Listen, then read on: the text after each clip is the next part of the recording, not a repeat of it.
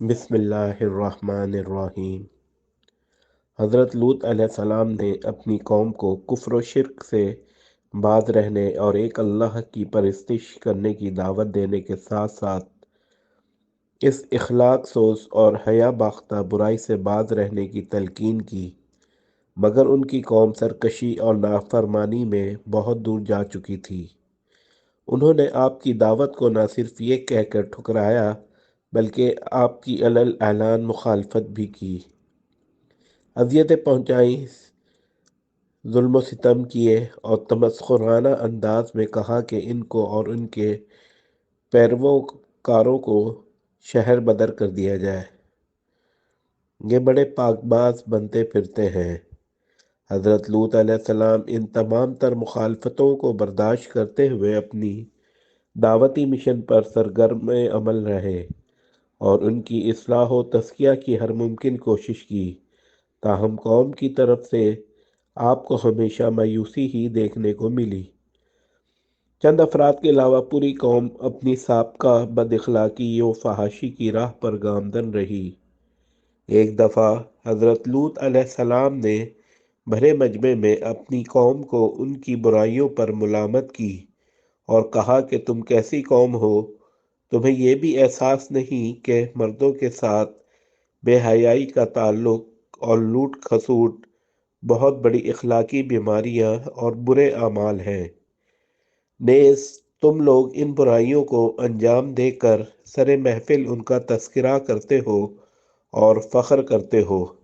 حضرت لوط کی نصیحت کو سن کر قوم آگ بگولا ہو گئی اور کہا، اگر تمہیں اور تمہارے خدا کو ہمارے کیے ہوئے کام اتنے ہی ناپسند اور برے لگتے ہیں تو ہم پر عذاب کیوں نہیں لے آتے؟ قوم کے اس متکبرانہ چیلنج پر غضب الہی جوش میں آیا اور ان کے لیے ہلاکت و عذاب کا فیصلہ کر دیا گیا۔ عذاب کے فرشتے حضرت ابراہیم علیہ السلام کے پاس مہمان کے پیکر میں آئے۔ حضرت ابراہیم علیہ السلام نے ان کی خاطر و تواضع اور میزبانی کرتے ہوئے بچھڑے کا بھنا ہوا گوشت پیش کیا، مگر انہوں نے تناول کرنے سے انکار کر دیا، جس کی وجہ سے حضرت ابراہیم انہیں کوئی دشمن خیال کرنے لگے اور چہرے پر گھبراہٹ کے آثار نمودار ہوئے۔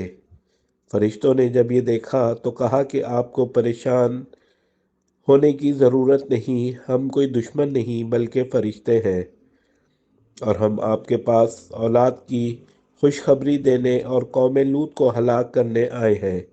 یہ سن کر حضرت ابراہیم نے فرمایا کہ تم ایسی قوم کی تباہی کے لیے آئے ہو جس میں حضرت لوط جیسا پیغمبر موجود ہے۔ تو فرشتوں نے کہا کہ ہم اس بات سے بخوبی واقف ہیں، مگر اللہ کا فیصلہ یہی ہے کہ اس قوم کو ہلاک کر دیا جائے اور حضرت لوط اور ان کا خاندان اور ان کے ماننے والوں کو اس سے نجات دی جائے، مگر ان کی بیوی کو نجات حاصل نہ ہو، کیونکہ انہوں نے حضرت لوط پر ایمان نہ لا کر قوم کی بدعمالیوں اور سرکشیوں کی حمایت کرنے کو پسند کیا ہوا ہے۔ پھر جب فرشتے حضرت ابراہیم علیہ السلام کے پاس سے سدوم بستی میں حضرت لوط علیہ السلام کے ہاں خوبصورت نوجوان لڑکوں کی حیت میں آئے تو حضرت لوط علیہ السلام بے انتہا پریشان ہو گئے۔ انہیں سخت اندیشہ تھا کہ قوم ضرور ان مہمانوں کے ساتھ اپنی مروجہ برائی کو انجام دینے کی کوشش کرے گی۔ چنانچہ یہ اندیشہ صحیح ثابت ہوا۔ تھوڑی ہی دیر میں قوم کے افراد نے آپ کے مکان کا محاصرہ کر لیا اور کہنے لگے کہ مہمانوں کو ہمارے حوالے کر دیا جائے۔ وہ لوگ آپ کے مکان کی چھت پر چڑھ گئے۔ حضرت لوط نے انہیں ہر طرح سے سمجھایا اور کہا کہ تم میری قوم کی بیٹیوں کو چھوڑ کر مردوں کے ساتھ جنسی خواہشات کی تکمیل پر کیوں مصر ہو، مگر ان کی قوم پر اس کا کوئی اثر نہیں پڑ رہا تھا۔ آپ بے انتہا پریشان ہو گئے، رنج و الم کی لکیریں آپ کے چہرے سے نمایاں ہونے لگیں۔ فرشتوں نے جب یہ دیکھا تو کہا کہ ہم اللہ کے بھیجے ہوئے فرشتے ہیں اور آپ کی قوم کو عذاب دینے کے لیے آئے ہیں، لہذا آپ اپنے ماننے والوں کو لے کر فی الفور بستی سے روانہ ہو جائیے۔ حضرت لوط نے فرشتوں کے ذریعے دیے گئے خدائی حکم کی تعمیل کی اور اپنے خاندان سمیت یعنی اپنی بیوی کو چھوڑ کر وہاں سے نکل گئے۔ رات کے آخر پہر سے قوم لوط پر عذاب کا سلسلہ شروع ہوا۔